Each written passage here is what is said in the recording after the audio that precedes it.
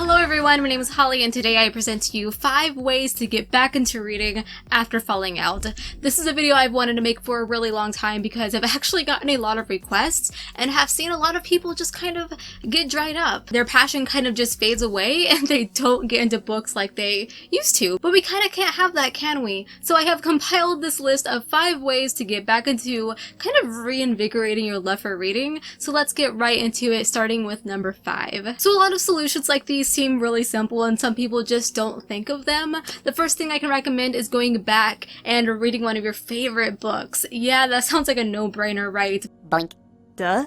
People really just don't think of it. If you have a favorite book, maybe that one book that really kickstarted your love for reading, dig it out, dust it off, download the ebook, whatever. Read that book that made you who you are and why you love books. Maybe that'll like reignite some spark in your brain and make you remember just why you love books. Maybe you'll get hooked again. And at number 4, here's an idea. I know it sounds kind of scary, but it might make sense.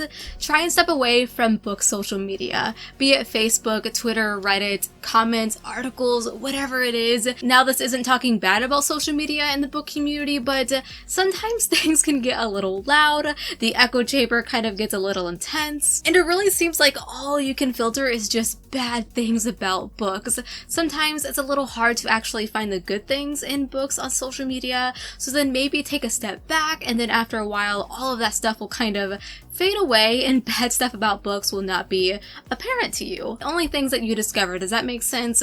Side note, we're not talking about problematic issues that need discussing, just the more like mundane negativity. Yeah, sure, maybe it's a little lonely and you won't have anybody to talk about books with, but it'll kind of distill reading books down to its basic level, how it used to be. You in your reading space alone, that's it. That's reading at its core, and if you bring it back down to that level, maybe that will help you out. And at number 3, if number 2 is the opposite of what you need, here's one that I highly recommend. If you are fortunate enough to have some friends who also like to read, this is great. Invite some friends into a group chat and have a fun buddy read where you can read the same book together. Or once the pandemic is over, have a book club at your house or at a friend's house. You have some soda, some chips, order a pizza, whatever, and you get some bookish friends together. Hash out your feelings toward a book you read.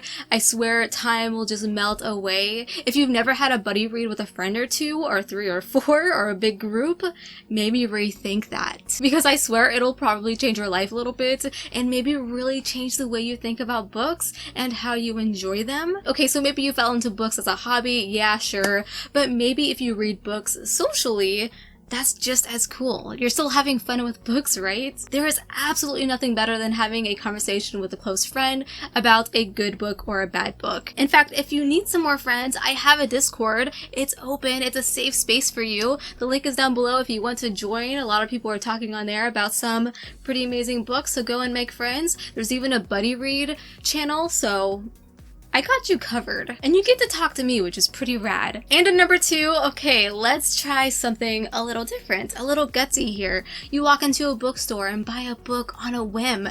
Maybe you're doing that thing where you stay off social media for a while and stop following book news. You look at a book, you judge it by its cover, because we all do. You think it's cool, you pick it up.